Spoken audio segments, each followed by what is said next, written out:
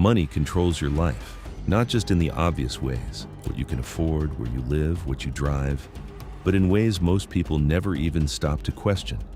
It shapes your time, your stress, your decisions, even your sense of security. You wake up for it, you work for it, you worry about it, and yet, almost nobody truly understands it. Because money, as we know it today, isn't real in the way you think it is. It's not something you can touch, measure, or fully define. It's something you believe in. So before we break this down, hit like, subscribe, and stay with me, because once you understand this, you'll never look at money the same way again. Because money might be humanity's greatest invention, and also its greatest illusion. Long before money existed, humans still traded. If you had something I needed, and I had something you wanted, we could make a deal. This was the barter system, the earliest form of economic exchange. It sounds simple, almost natural, but in reality, it was incredibly inefficient, because trade only worked when both people wanted exactly what the other had at the same time. If you raised cattle and needed vegetables, but the farmer didn't want meat, you were stuck. You couldn't trade, you couldn't access value, you were limited by coincidence. And even when trades did happen, they were often unfair. How many baskets of vegetables equal one cow?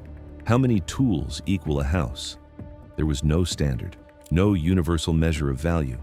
And that created friction. It made trade slower, harder, and unpredictable. So over time, humans did something remarkable. They invented money. At first, money wasn't paper or numbers on a screen. It was physical, tangible. It came in the form of commodities, things people already valued. Salt, for example, was once used as money. So were animal skins, shells, and even beads. These items weren't just random, they had value because people wanted them. But even that system had flaws. Some of these items were too easy to find, too abundant. And when something is abundant, it loses value. That's a basic economic principle. So societies evolved again. They turned to metals, gold, silver, bronze. These were scarce, durable, and widely accepted. They could be measured, divided, and stored. And for the first time in history, money had a consistent form. Coins were created, stamped by governments, recognized by people, and backed by something real. At that point, money wasn't an illusion. If you held a gold coin, it had value because of the gold itself. You didn't have to believe in it. It was inherently valuable. But then something changed. Rulers and governments realized something powerful. If they controlled money, they controlled everything. And so they began to manipulate it. Instead of using pure gold or silver, they started mixing in cheaper metals.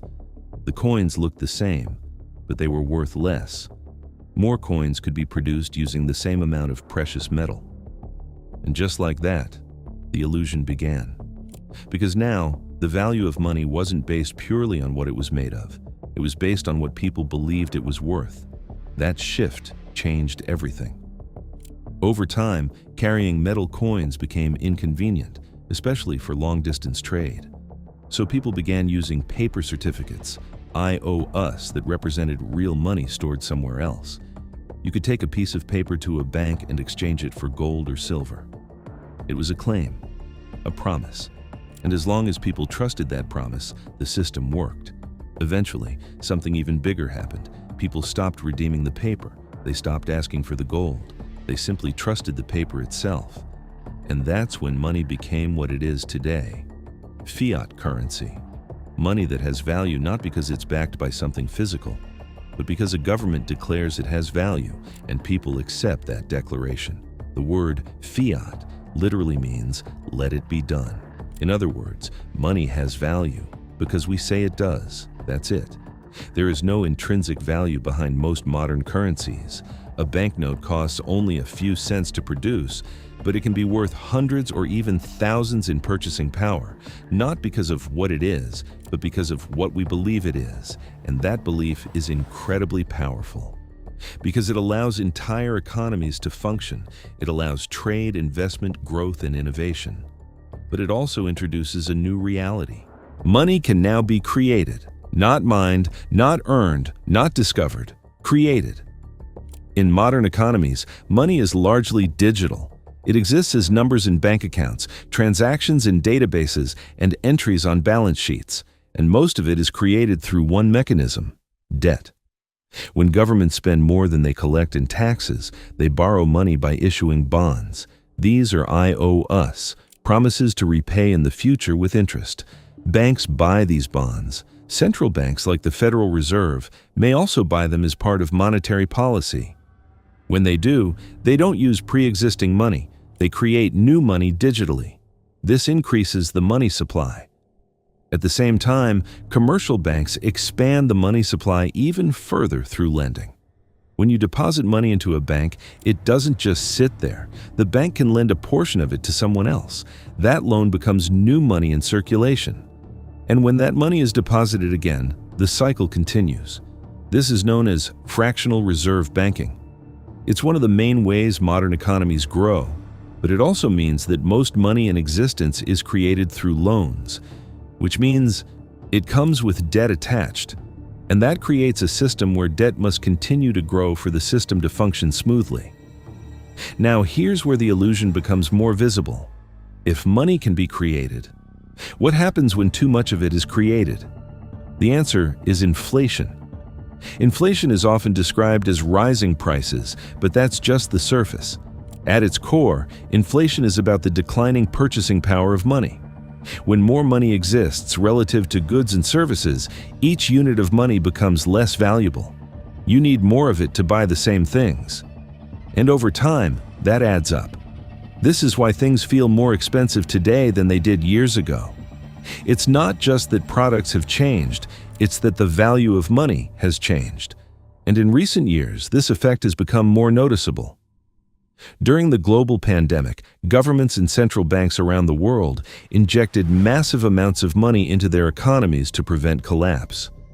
Stimulus programs, asset purchases, and low interest rates were used to support growth and stability. And while these actions helped avoid deeper economic damage, they also increased the money supply significantly. As economies reopened and demand returned, prices began to rise. Energy, food, housing, and everyday goods all experienced increases. This wasn't random. It was the system responding to a larger supply of money interacting with real-world constraints. And this is where the illusion becomes personal, because your bank balance might stay the same, but what that money can actually buy slowly decreases. It's not always obvious. Sometimes it's subtle. Slightly higher prices, smaller portions, gradual increases over time. But it's there, and it affects everyone. Now, it's important to understand something clearly. This doesn't mean the entire system is broken. In many ways, it works. It has enabled global trade, technological advancement, and economic development on a scale never seen before. But it does mean the system is not neutral. It has rules. And those rules affect outcomes. For example, those closest to newly created money, governments, financial institutions, large corporations, often benefit first. They can use that money before its effects fully spread through the economy. Meanwhile, individuals on fixed incomes or savings may feel the effects later, through higher prices. This dynamic is known in economics, and it's part of how modern monetary systems function. Again, not inherently good or bad, but important to understand. Because once you understand it, you start to see the system differently. You realize that money is not just something you earn, it's something that is constantly changing. Its value shifts, its supply changes, its role evolves, and that changes how you interact with it. Instead of just saving money, you start thinking about preserving purchasing power. Instead of just earning money, you think about where value is being created. Instead of just reacting to prices, you start understanding why they move. And that awareness matters. Because in a system built on perception, understanding gives you an edge. It allows you to make more informed decisions, to adapt, to think long-term, and to avoid some of the traps that come from treating money as something static and fixed. Because it isn't. It never has been. From barter to commodities to coins to paper to digital numbers, Money has always evolved, and it will continue to evolve. We're already seeing the next phase. Digital currencies, central bank digital currencies, cryptocurrencies, new forms of value exchange emerging in real time. The concept of money is expanding, and with it, the illusion becomes even more complex, but also more visible. Because at its core, money is still what it has always been, a shared belief, a system we agree to participate in, a tool we use to measure value, store effort, and exchange goods and services.